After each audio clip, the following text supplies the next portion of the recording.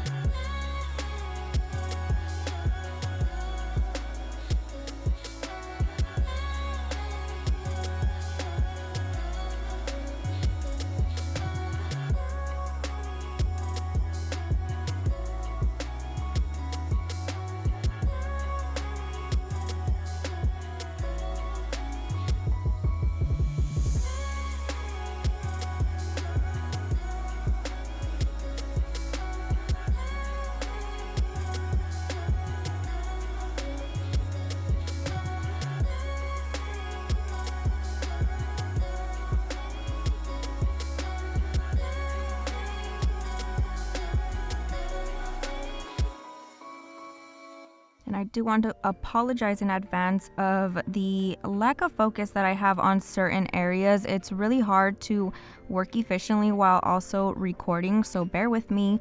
I'm now prepping the nail. I am using the same e-file. Now I put her at about 4,000 RPMs. This is the speed that I like to prep nails with. And I applied my mandrel bit with a sanding band from Profix Backstage. And I want to say these are medium grit as well. They're super fine, so even the coarse ones aren't super harsh. So I'm going in and just gently filing the natural nail. All you want to do is buff off any shine and make sure that you have any lifting taken off at this point. What I like to do as well is lightly push back the cuticle with this bit, and it kind of saves me some time with having to use a cuticle pusher. So I'm just making sure that I'm thoroughly cleaning any dead skin around that area as well.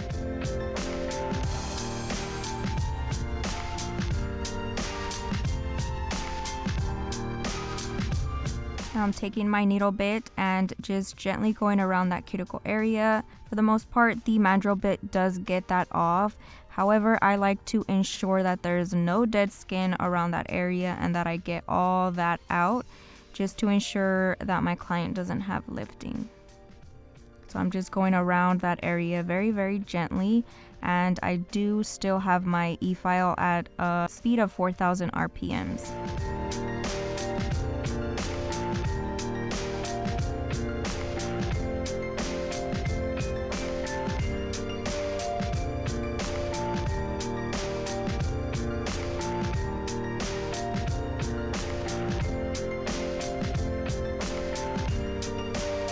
I'm going in with my ball bit and just lightly buffing off any cuticle from that area and making sure that all the dryness is taken off. This lightly buffs it away versus nipping it off with a cuticle nipper. I definitely prefer this method.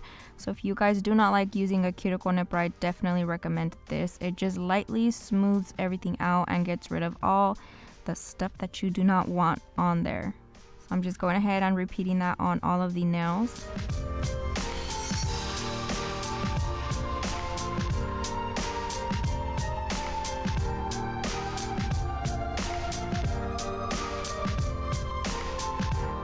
I'm cleansing the surface with the lint-free wipe and some swipe, making sure that I'm getting rid of all that dust and any gunk. This also helps dry out that natural nail in prep for our acrylic application, and it helps with any lifting areas.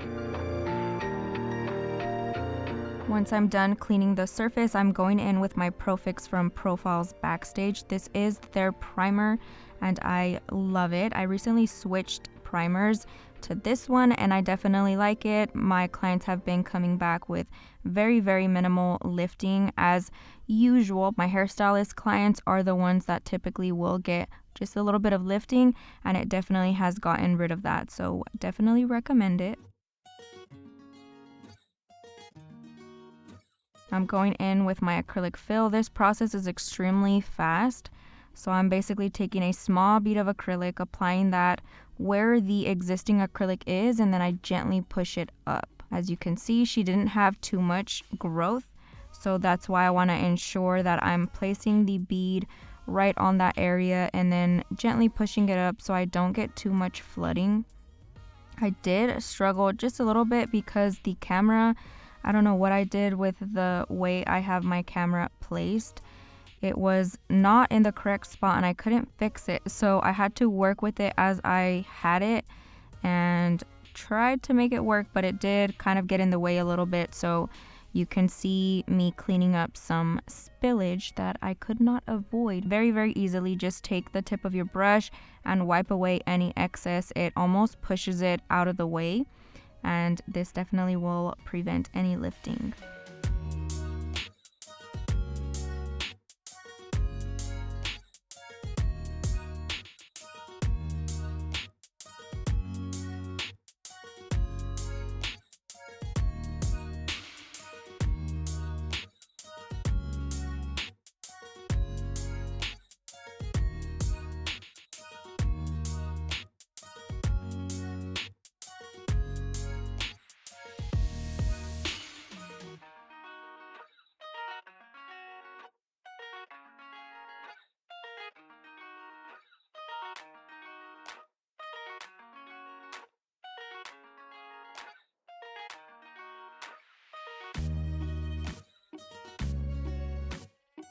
If you do struggle with your acrylic application, make sure you get your liquid to powder ratio down correctly and you will get your acrylic application down perfectly.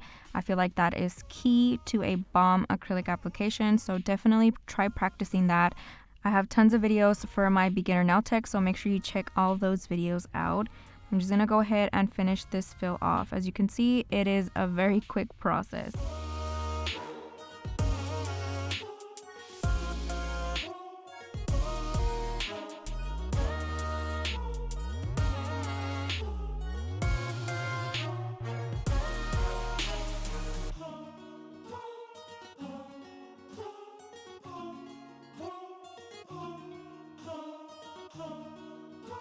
Once everything is nice and dry, I am taking my hand file for this step.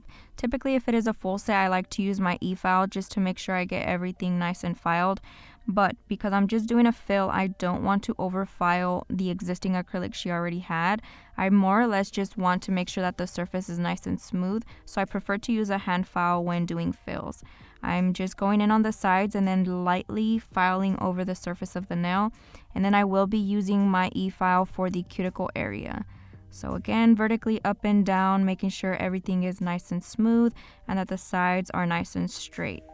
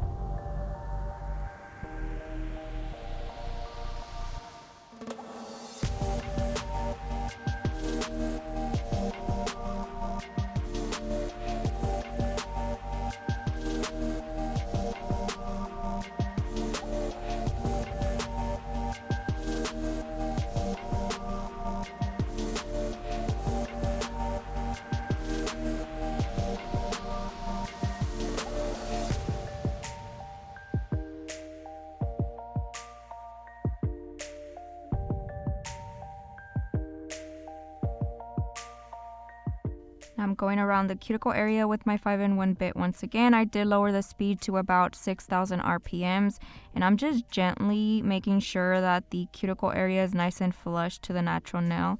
This helps prevent lifting. Like I've mentioned before, you want to make sure that it's not super bulky because it can snag and cause lifting.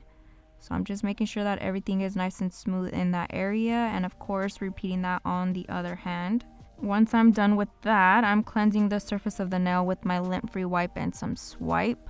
I did go ahead and flip the hand around and file it into perfect shape. However, because of the way I record with clients, I could not show that. So I basically took green and a little bit of brown and just mixed those two to create this olive green that she wanted. I'm going to be doing some line art for today's video, which is super exciting. You guys know I love my line art. I'm taking this nail art brush from Profix Backstage. Absolutely recommend it. It's super thin, which is perfect for those tiny little details. And then I'm also taking their 3D nail art brush and using that to clean up any mess ups. And to clean up, I'm just using my swipe as well from Young Nails. So I'm just going in and doing a very thin cuff around the cuticle area with white. And this white is actually from Profix Backstage. I was super excited that they came out with their gel paint because I love their products, and definitely a different type of consistency. The viscosity of this gel paint is completely different than what I'm used to, and I'm definitely enjoying it. It's a lot more kind of a flat feel, which reminds me a little bit of acrylic paint, but it's gel paint, so it makes it nice and easy to work with. I'm just going ahead again, going around the cuticle area and cleaning up any areas that I mess up with my 3D nail art brush. And I'm just going to go ahead and let you guys watch the rest of this.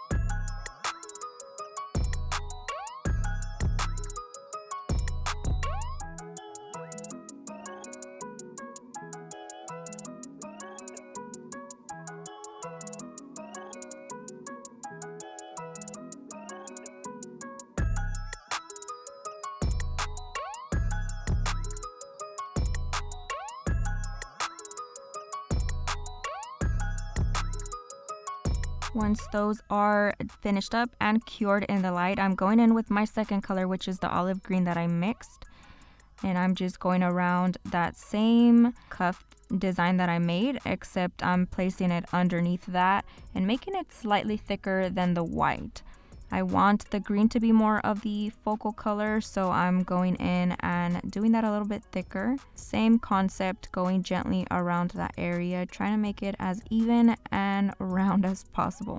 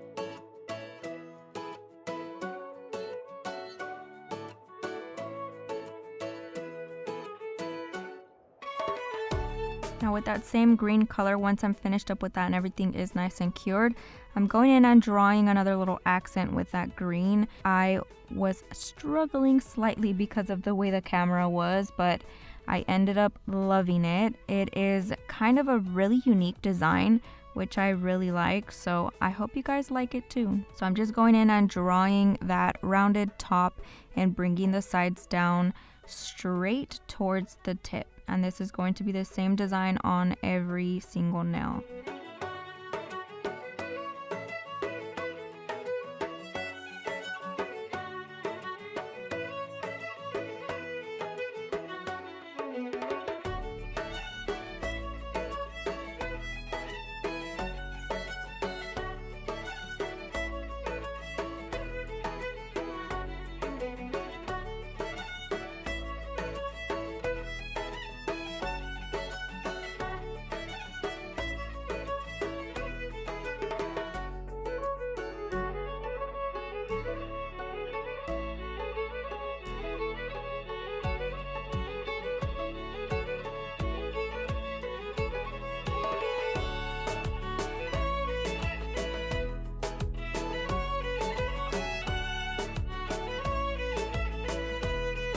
And I did get out of focus on the rest of the nails, but you guys get the gist of it. So I'm going around that green and just outlining it with my white gel paint again. It helps bring out that color as well, which I really, really like.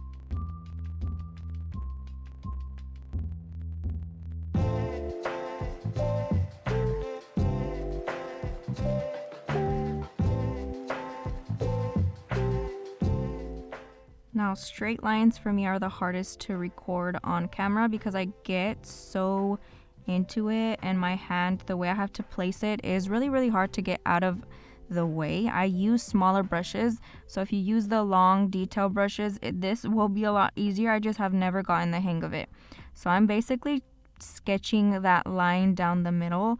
I don't like to do it in one swipe because there's no way that I will get that straight. So I'm just doing a sketching motion down the middle, trying to make it as even as possible and trying to keep that thickness as even as possible.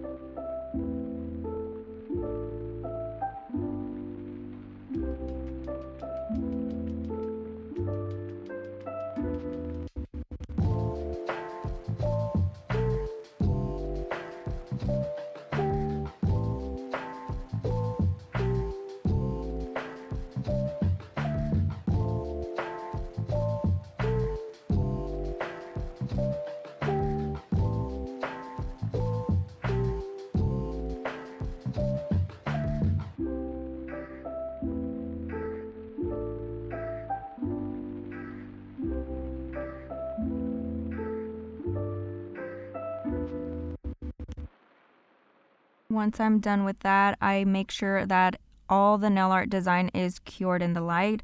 I went ahead and placed both hands in the light, obviously separately. I placed each hand in the light for a full minute just to make sure everything was cured before I went in with my top coat. For this step, I am using Matte from Not Polish. She did want to use matte, so don't come at me for that one. And I'm just going ahead and applying a thin layer of that over the surface of the nail, making sure that everything is nice and perfect. Like I mention all the time, I like to place it in the light for at least 1 minute.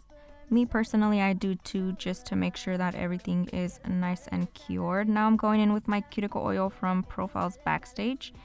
And I like to go around the nail just to make sure that none of that gets on the mat, because it will kind of give it a shiny cast. So I'm just rubbing that in, and it smells so good. This is my favorite part because it just smells so good.